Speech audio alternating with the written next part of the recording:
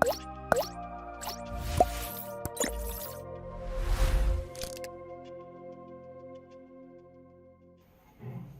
hey guys, welcome to YouTube. My name is Abhishek and today we'll see about the Acer Nitro 5 overheating issues and how to fix them.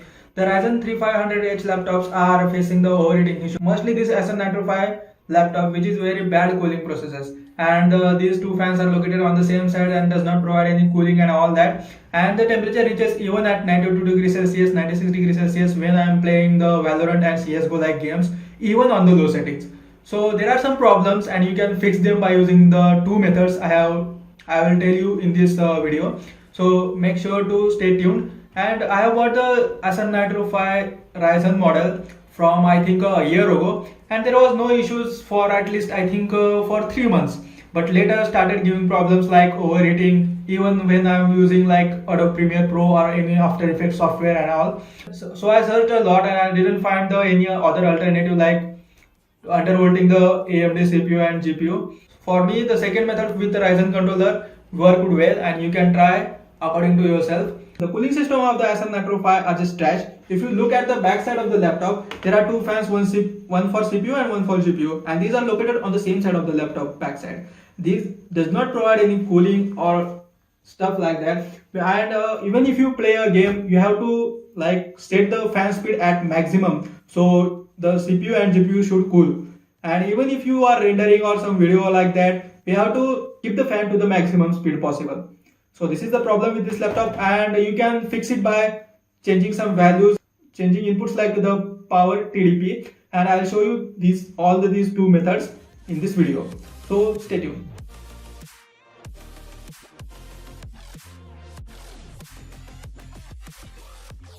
So guys, the first method is to adjust the power settings from the control panel. So let's just open the control panel first. Just follow my steps and let's go to the power options, and here you can see the change plan settings, and after that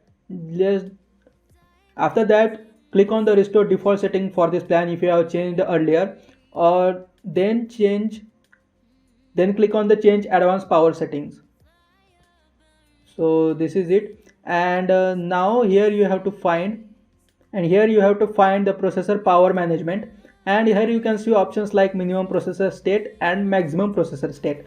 In minimum processor state there are two options on battery, on plugged in plugged in type 99%, and let's go to the maximum processor state, and here there are both options like on battery and plugged in, and just set it both as 99%. Set both the options as 99%. So just do it like this and click on apply and then click on OK. So after applying, you should see some change in the temperature. So if you are playing some games like Valorant or CSGO, something like that, you can check the temperature now by using the NitroSense or MSI Afterburner. In my case, the temperature dropped like from 94 to 74 or 80 degrees Celsius. But there was some like trade-off, like you will get the lower FPS possible. So if you can see, when my laptop was in idle mode, I was getting temperatures like 60, 55, and I have cleared some dust and applied thermal paste also, but still was getting some issues. But now after applying this trick, as you can see, there is temperatures like 39 degrees Celsius on idle, and it is very good. So let's this was the first method, and it will work on most of the systems. Like if you are using the same laptop as mine, this method is definitely gonna work. So this was all about the first method, and now move towards the second method. For second method, you have to download the AMD controller application. So AMD controller application like Ryzen controller. So click on that and just download the Ryzen controller. So what this Ryzen controller will do, it will reduce or increase the power TDP options. This is not recommended to increase the power TDP options, so make sure you don't do that. So if you can lower the power TDP, then it will be without any harm. So after downloading it, just install another software just to check. So now after the Ryzen controller, you just need to install the AMD UProof. So AMD UProof is not like something we have to tinker with. It will show the temperatures and TDP after we apply with the Ryzen controller. So it will be like monitoring the TDP rates. So you just need to download from here, like this 3.3490. This is for Windows. So I have downloaded it and installed it. So let's just straightforward go to the Ryzen controller. So enable it. And there are multiple options, like you can try with this Ryzen controller, but don't increase your TDP. I'm once again saying, don't increase your TDP. It will cause some problems with your system. So just do the settings as per mine shown in the image or this video. So temperature limit, you can keep it as 100 or 90. And CPU TDP, our default CPU TDP is 35 watt. So don't increase above the 35 watt.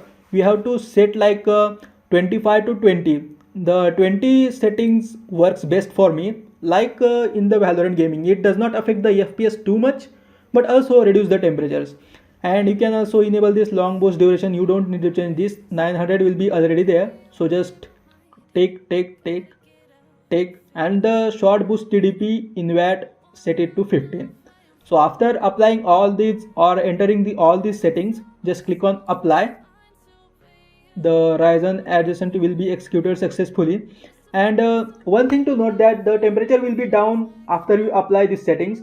But also remember, when you restart the CPU or your laptop, the temperatures will be, or these settings will be again resetted. So make sure to go to the settings and click on launch Ryzen controller on computer start. So when your PC will restart and the Ryzen controller will open, and then you can reapply the settings.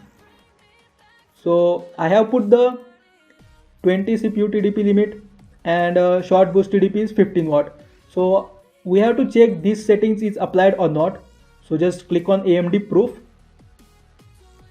So we have to check the power TDP options in the AMD proof. It will be easier to check these settings applied or not. Now it's opened.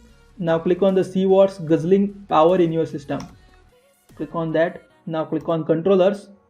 Now click on system, tick all the boxes, and just click on start profile. So as you can see here, there is a socket STAPM limit, that is 20 watt. I have set the 20 watt, as you can see, the CPU TDP power limit. If you increase it, like just say 21 watt, so it will increase as 21 watt. It's just a monitoring software, nothing more than that. So this was the second method. So make sure to apply this setting even after you restart your laptop. So this setting will be applied. Any of these two methods works for your laptop. So give me a like and subscribe if you like the video. So thank you guys. See you in my next video. Bye.